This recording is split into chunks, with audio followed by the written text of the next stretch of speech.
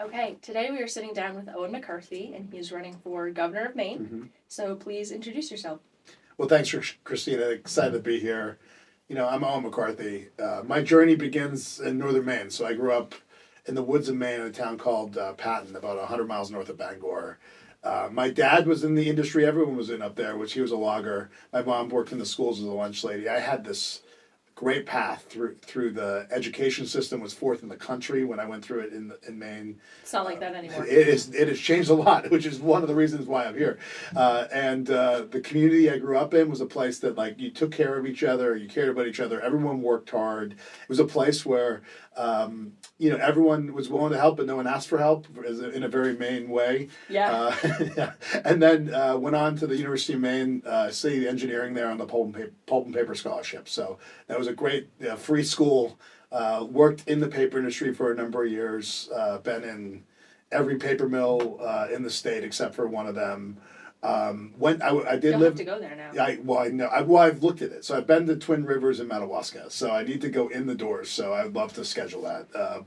Maybe a good getaway trip for my wife and I to go up to Madawaska. But when I was in Boston for a number of years, 4 years, 5 years. When Holly, who's from Dixfield originally, was in optometry school. So we were down there. I then became an entrepreneur. I started a 3D printing electronics company, so you could print wires and antennas directly into objects, and that was a successful company. Yeah, I didn't know that was a thing. Yeah, no, I didn't until we started it. So we kind of created the category, and that was a lot of fun. Company had some success, and then I started a medical device company that helped people improve their walking if they live with stroke or suffering from Parkinson's disease. We started in Boston, but 6 months in, we moved into Maine.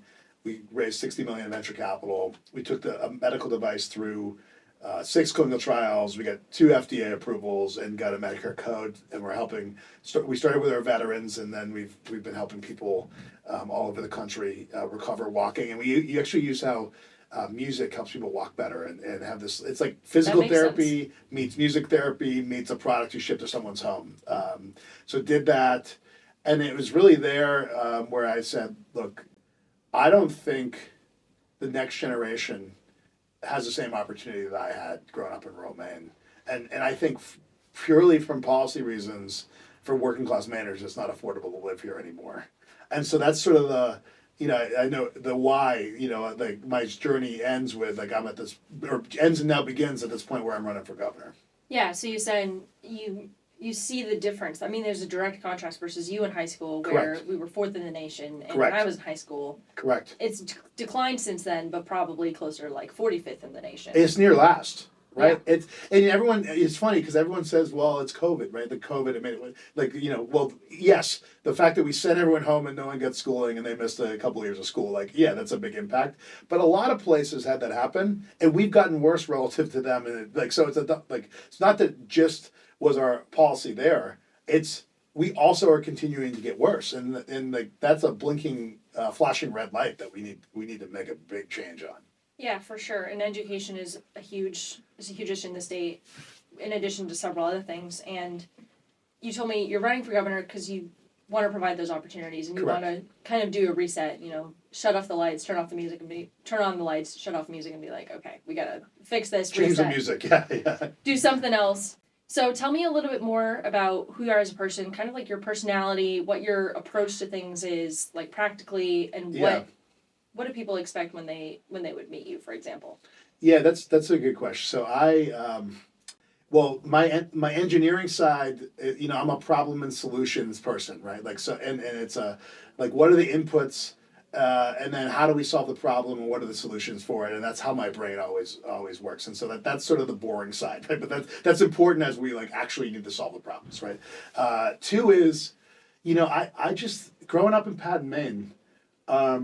I remember starkly one moment where I was walking through the grocery store, and I didn't say hello to someone, and my mom gets a phone call before I even get home. It's like, why's your kid so snotty or whatever, right? And so because of that, there's this ingrained kindness and friendliness in who I am as a person.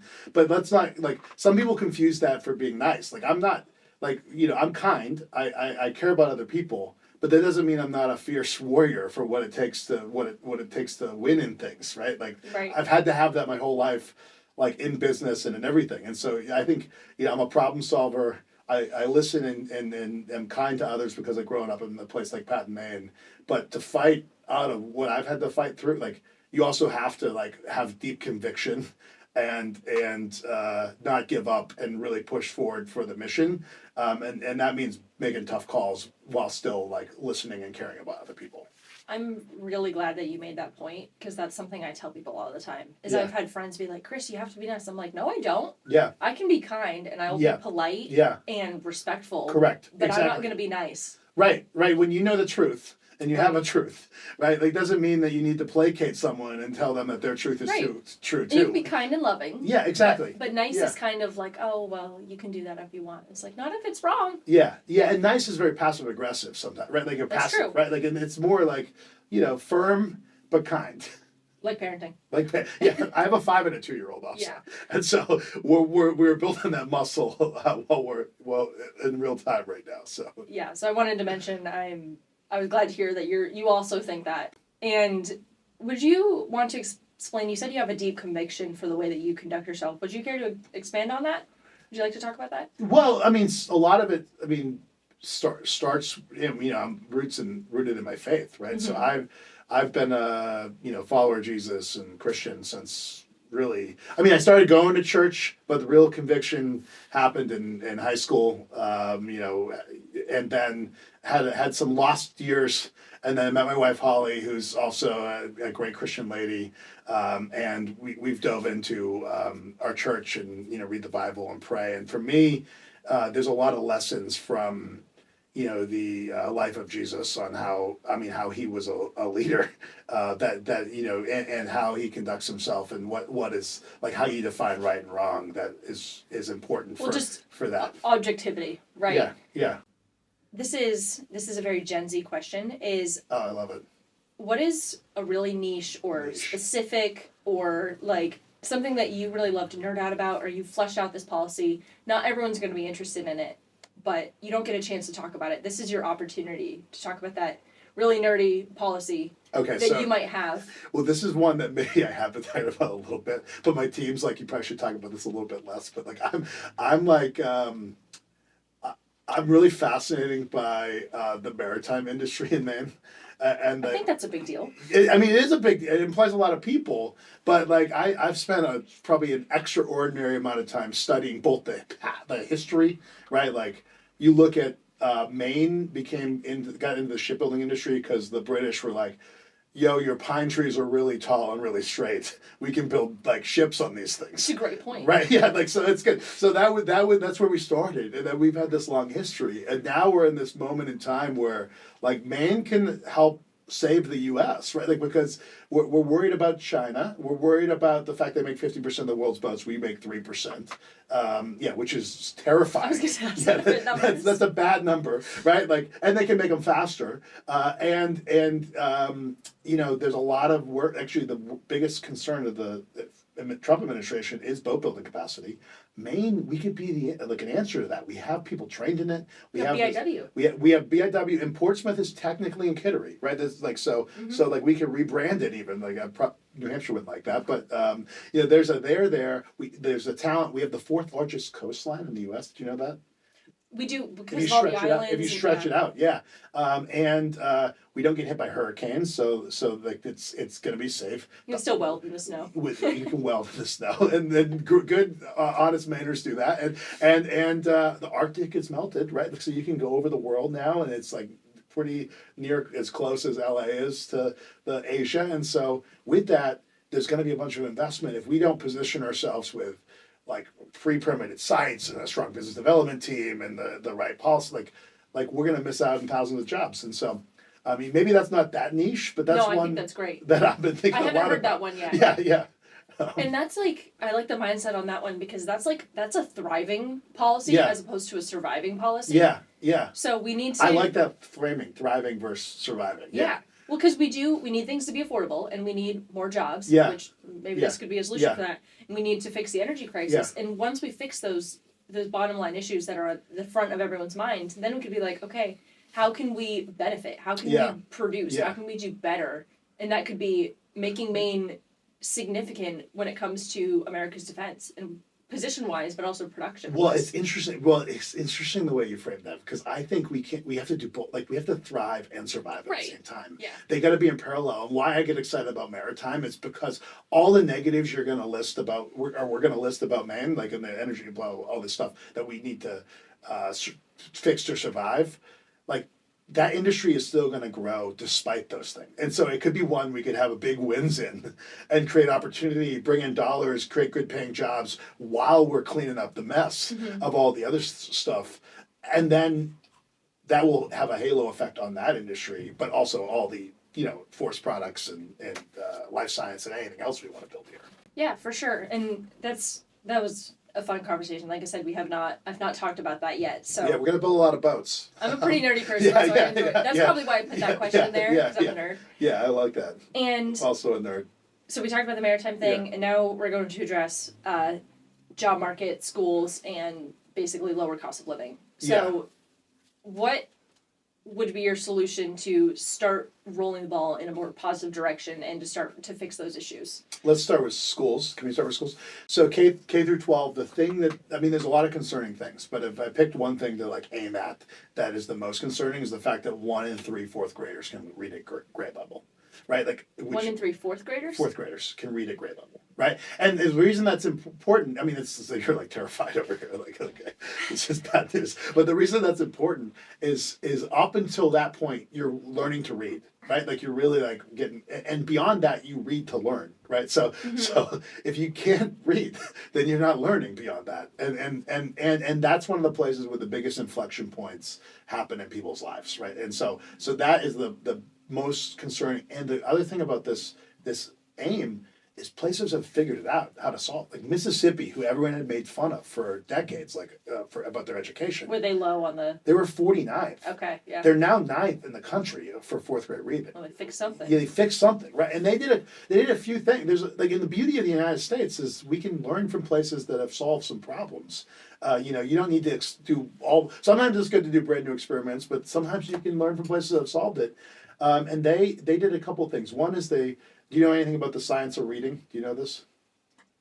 I probably would if you expanded on it. Okay. So they passed the science of reading law, which basically says, dear, local schools, you can teach whatever curriculum you want, except for the ones that have been proven that don't work. Okay. That's a great policy. Yeah. It's fantastic.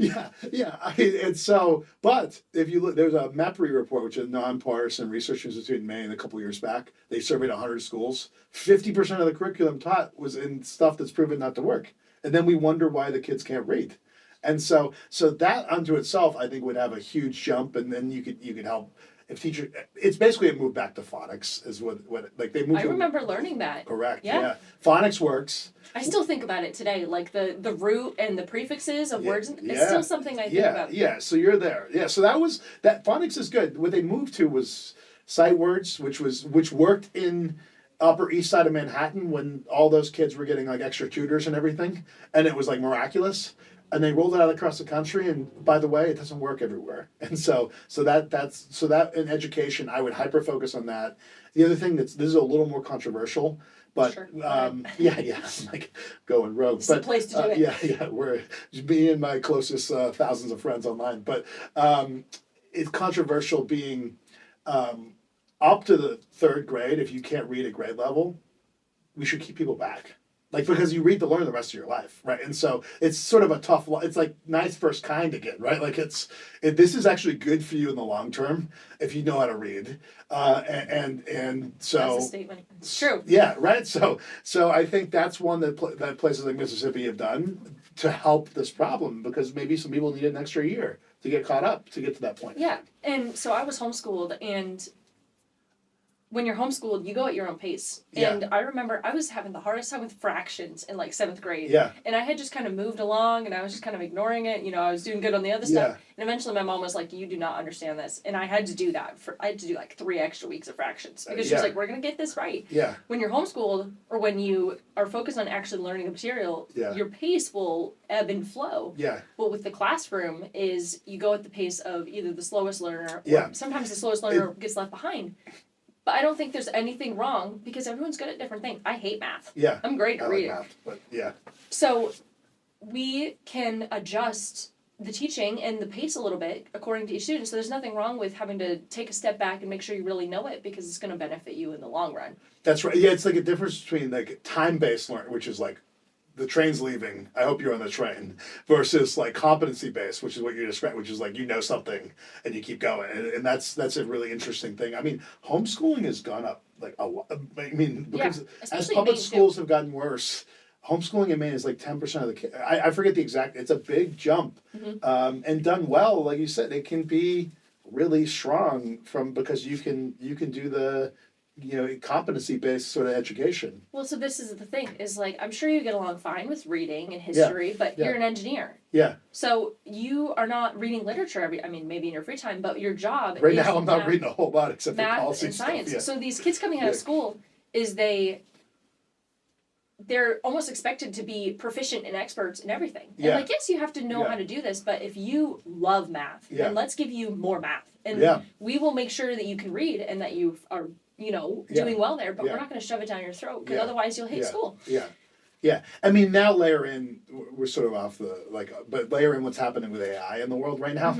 And so to me, it becomes even more of a burning platform that people need to be able to read because you need to be able to critical think because then you need to be able to use and apply the tools. And that's changing how everything operates in the world right now. So let's pivot to the job market. Yeah.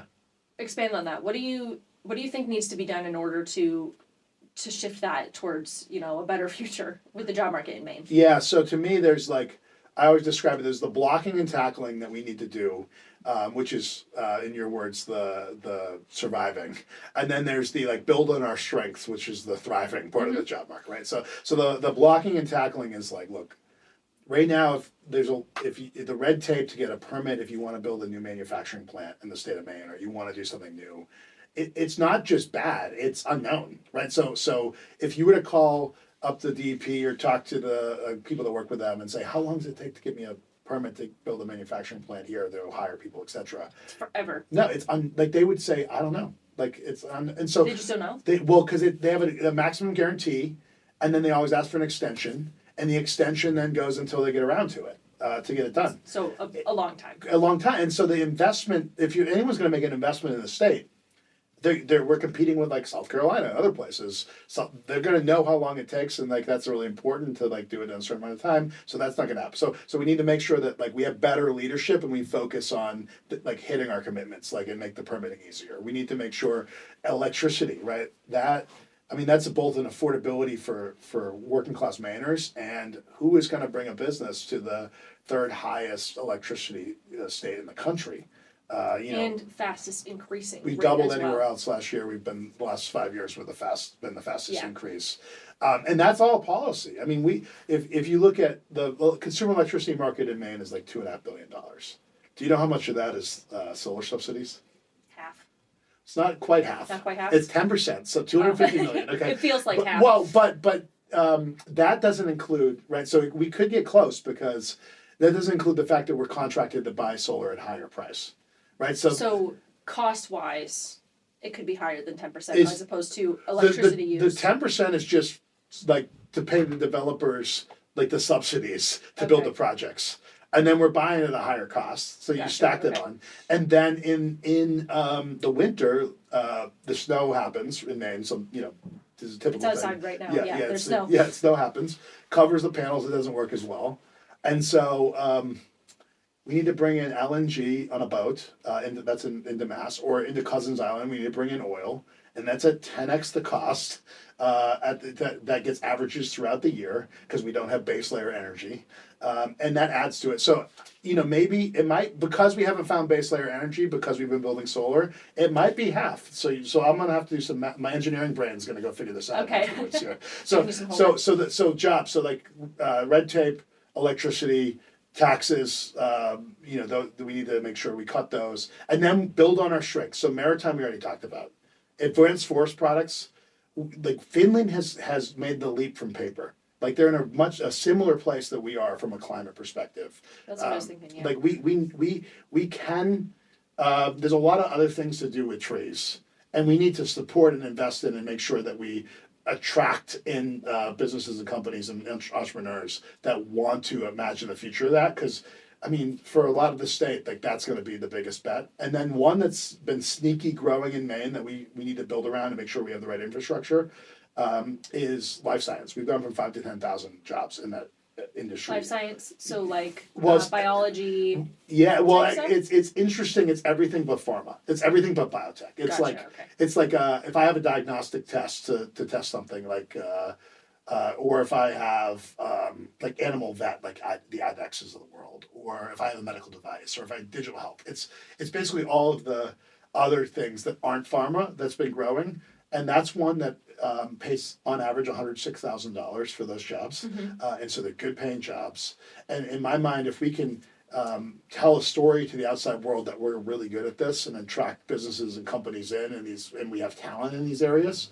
We can jumpstart this flywheel while we cut the taxes, cut the electricity costs, cut the red tape, and then a lot of other things will happen around that. That's awesome. Yeah, no, 100%. It sounds like you thought about this a lot as well. Yeah, I love, and I'm excited to be the guy that's calling the CEO of the company as the governor, right, and saying like, Let's do something. let's do something, and if they have objections, right, like. I know how to overcome those, right? That's sort of been my life, and so like figure out, okay, this is how we can put a package together. Or a story together that may make sense for you. Sure. And so the next question is day one, what are you doing? And it sounds like you'd be making a lot of phone calls if you were day one as governor. Yeah. What would your priorities be when you sit down at the desk? Well, so the first thing the governor does is write the budget, right? So that's what you're diving in and doing, and we're working that behind the scenes. And like to me, we got to kick off. We got to kick off a commission that evaluates the fraud, waste, and abuse in all of our programs in the state of Maine. And that group needs to look at, particularly in what's happening in Medicaid and all these other places, because I think there's a lot of hardworking taxpayer dollars that are being misused that we need to go get back, because then we need to cut income tax. And I want to do 10% immediately for working class Mainers, awesome. with an ability to phase out the income tax over a 10-year period. It's a giant chunk of the state budget right now, so it's going to take some time. But it's one to get rid of. New Hampshire right now spends roughly half of what we do in the state and federal budget combined. Well, they don't have state income tax, right? They don't, but their outcomes are better on every metric. Like I bet their budget's smaller too. well, no, that's what I mean. It's half. It's roughly half. Their outcomes are better, and it's because I think some of it is. If you have the money, because it's grown $3 billion more than inflation the last 7 years, we spend it. Do we spend it on things that are useful? No. I mean, New Hampshire clearly is getting better outcomes at half the dollars outlaid, and so we need to go look at that model, and so a 10-year plan to phase that out. On the energy side, we need to get rid of net energy billing. We need to immediately buy more hydro from Quebec. Just because that's the lowest cost in town. There's more to go on those lines that are going online. That's at 6 to 8 cents a kilowatt. So we need to do that. I'm really bullish on nuclear in the long term, though. Like I'm a nuclear nerd too. This is less of a day one thing, but like day one, it's to get the energy under control. So it's really let's kick off an audit, cut the income tax, cut the energy costs, give some relief to working class Mainers. Yeah, well, and that's more money in the pockets of Mainers, and they could be purchasing those goods and services for themselves. That's right. And then that will boost the economy, right? Yeah, that 100%. And I mean, that will boost the economy. I mean, they can stay in their home. I mean, there's so much to do. I mean, I did an analysis of 2018 when Mills took office, average Maine family of 4, how much they made, all their costs, and they were probably netting $300 to $400 a month. Minus, and everyone's situation is different. If you go to now, it's minus $1,000 a month on average. I mean, Mainers are really resourceful. They figure it out. I'm sure they've cut in places where they're below to make it work. But they're starting with having to find $1,000 a month on average For energy? for everything, for the budget. So this is housing is another problem we need to address at the same time, right? But if you add up how much they make, minus housing, minus childcare, minus healthcare, minus energy, minus groceries, minus a miscellaneous. They went from pulling in $400 a month to losing $1,000 a month. Gotcha. Okay. Well, and Why don't you expand on housing a little bit, because you mentioned that. Yeah. What could we do to fix that? Yeah, right now it's a supply issue across the board. If you look at units per household, we're 40,000 or 42,000 short as we sit here today because there's a ratio that makes the market work. That looks different on why depending on where you are in Maine. And so in in some places it's a red tape issue. So at the state level, what you could do on that is right now if you owned a plot of land and you divided it by 3 and you were gonna like put 3 homes on it, the DEP gets involved, which we just talked about has an unknown amount of time, and the DOT gets involved. Let's take that up to 6, 9, 12. But get the state government out of that and make it easier to build and subdivide and sell locally. I'm a big local control guy, so it's like you're not gonna quota a town and be like you must build this much or we're not gonna get these resources. But there's ways to both incentivize places that want to build with some funding for sewer, et cetera, and you can also New Hampshire did this really interesting thing where they passed a law that all towns need to have an option for third-party review that you can pay for, the inspectors, right? So if you want it that way, you don't get bottlenecks. They're contracted to meet timelines.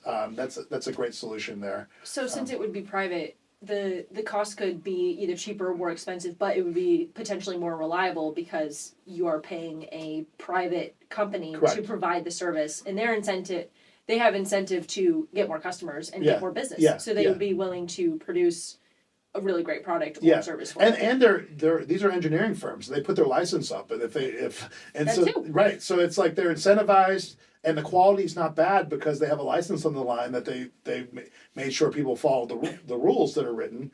The other one is workforce. I mean, I laid this out. So I'm like to someone in Caribou, I'm like, you need to legalize housing, and we need to cut the rent. I was doing on the whole like stump speech thing or whatever to them, and they were like, look, and like I can I can get you as many permits as you want, as fast as you want. I have no issue with that. I just can't find a plumber right now. That's a problem. It's hard for me to build new homes without that.